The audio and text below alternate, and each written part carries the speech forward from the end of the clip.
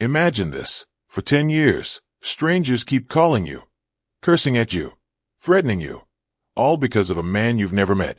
And then one day, you find out that this man is your own boss, the same man who's been making your life hell at the office. And the day I found that out, I made a decision. This phone number wasn't just going to be mine anymore. It was going to become his downfall. If you've ever met someone who wronged you for no reason, made you feel small, and you dreamed of the day they'd finally get what they deserved, this video is for you. Hit that like button, subscribe to the channel, and get ready for a story that is completely real and one that will leave you feeling satisfied by the end. My name is Hamza. This story starts back in 2004, when mobile phones were just becoming common in our country. I had just finished school. My father got me my first phone, an old, second-hand Nokia, heavy and scratched up. But back then, that phone was my entire world. Every time I held it, I had one dream. Someday, I'd buy a brand new phone with my own money. When college started, I had a 2-hour commute every single day. But the hard work paid off. I'd done well in school and won several district-level awards. One of them, from a national bank, finally gave me enough money to make my dream real. I bought a shiny new Sony Ericsson K300i, and along with it, a premium SIM card, thinking this number was special, lucky even. I had no idea that this number wasn't lucky. It was a chain that was going to tie me down for the next 20 years. The phone rang on the third day. It was a bank officer on the other end. "Can I speak to Mr. Bitsah?" I was confused. "No, sorry, wrong number. This is my personal phone." I figured it was a one-time thing. But the next week, another call came. Then another from a different bank. Then a credit card company. Every single time, the same name, Bitsah. This number used to belong to him, and it seemed like he'd abandoned it. But his debts hadn't gone anywhere. They were landing on me now. Back then, blocking numbers was a nightmare. You had to do it manually, device by device. Every time I got a new phone, I'd have to start the whole list over again. Block this number, block that one. Otherwise, Bitsah's creditors would hound me morning and night. I used to think to myself, who is this Bitsah, whose mess has turned my life into misery? I never imagined how close the answer to that question actually was. In 2009, right after graduating, I landed my first job. In 2010, I got assigned to a new project, and this project had a reputation. People dreaded even hearing its name. The reason was a project manager everyone called Bits. Bits was a man who lived for control.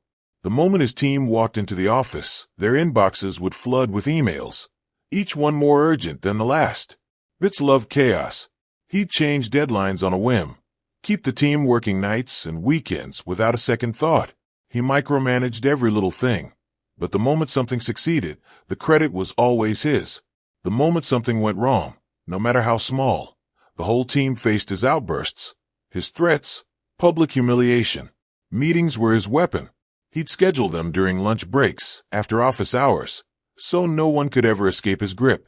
Most of these meetings were pointless, existing only so he could flex his power. His emails came at all hours, each one carrying an unspoken threat: perform perfectly, or get out. Under him, morale hit rock bottom, and burnout was everywhere. But Bits didn't care. All he wanted was control, complete and total. Then one day, I found out Bits was from the same area I was, had gone to the same school, just a few years ahead of me. I felt embarrassed hearing that, but at the time, I hadn't connected Bits to that old Bitsah from my phone at all. In 2012, our company merged with a larger organization. Not much changed, but we got MS Outlook, and with it, an organizational directory, where every employee's full, official name was listed. Out of curiosity, I looked up Bits' name. The screen showed Bitsah. Time seemed to stop. The same name that had been stealing my sleep for 10 years. The same name that some bank officer or another brought up nearly every week, was now staring back at me. On my own company's system, under my own manager's identity. But a name alone isn't proof. Bitsah wasn't exactly a rare name. It could have been someone else. I called up my old mentor, a man named Rafiq Saab, who had been coaching students in our hometown for the past 2 decades. He knew every family, every household in that area. I told him what was going on, and he confirmed it. I won't get into the details, But one thing became crystal clear. Bitsah and Bits were the same person. The man who'd been silently torturing me for 10 years, and the man who made my life, and my team's life miserable every single day at the office. They were one and the same. I stayed up late that night. My mind kept replaying 10 years of angry calls, the anger I'd taken out on strangers who mistook me for Bitsah and cursed at me. The nights Bits had kept me and my team trapped in the office for no reason at all. Everything made sense now. This was never just a wrong number problem. This was the story of a man who'd been running from his responsibilities, from his debts, from his own reputation. And for 10 years, I'd been the one paying the price for his running. I took a deep breath and told myself, enough is enough. It's time to settle the score. Here's what I did first. I went through my phone's block list, nearly 150 numbers, and unblocked every single one. The calls that used to come in doubled almost overnight.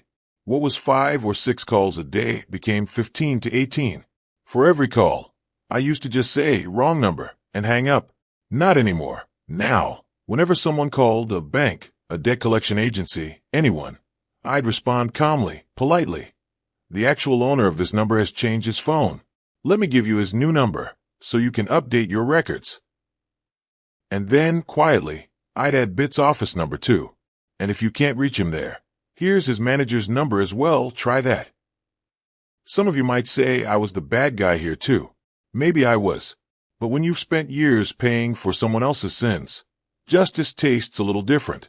What happened next, I honestly hadn't expected. People who'd been searching for Bitsah for 10 years, hitting dead ends everywhere, suddenly had his direct number in their hands. The banks had already sold off his debts to recovery agencies, companies whose entire job is finding people who don't want to be found. The truth came out.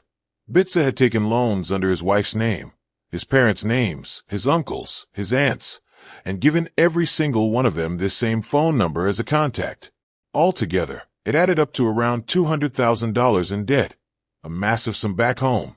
Nearly 20 legal cases had been filed against him, and yet no one could track him down. Maybe that's exactly why he thought he was untouchable. But now, his number had landed straight in the hands of his own office, straight to his own manager. Chaos broke out at the office. Different people told different versions of what happened. Someone said the manager's phone rang nonstop all day.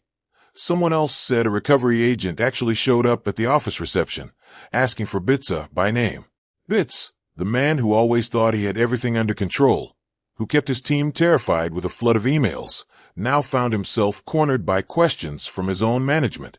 The man who made others' lives miserable was now buried under the walls of lies he'd built himself. About 2 months later, Bits was let go from the company. I never heard from him again. Not a single call. Looking back now, I've realized something. Some people believe they'll always get away with it, that what they do to others will never come back to them. But the truth is, what you put out into the world always finds its way back, one way or another. It took me 10 years to reach that truth, but when it finally arrived, it brought a kind of peace that nothing else really could. If this story gave you some satisfaction, make sure to hit that like button, and tell me in the comments, what's the most satisfying revenge story you've ever witnessed or lived yourself? And don't forget to subscribe for more real stories, just like this one.